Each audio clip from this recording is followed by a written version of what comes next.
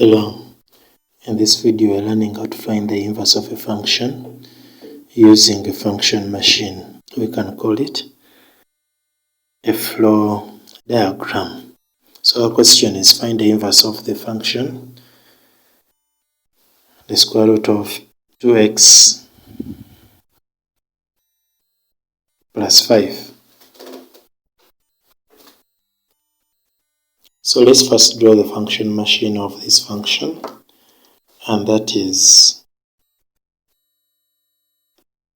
x is being multiplied by 2 to get 2x.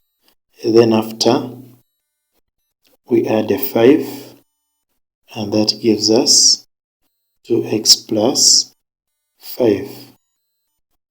And at the end we find the square root of that function, which will give us our f of x.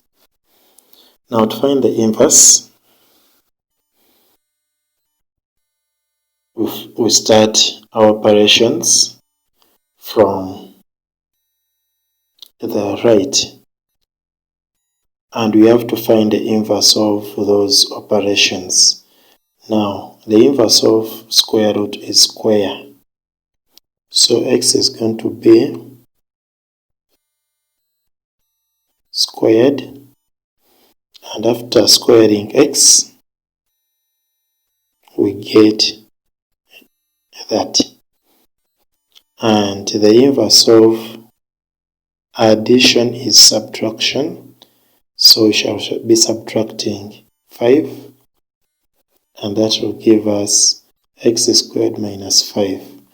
And then after we find the inverse of this multiplication, which is division, so we divide by 2, and that will give us the x squared minus 5, all of it being divided by 2. So our inverse of that function of x is x squared minus 5 over 2 as our final answer. Thank you.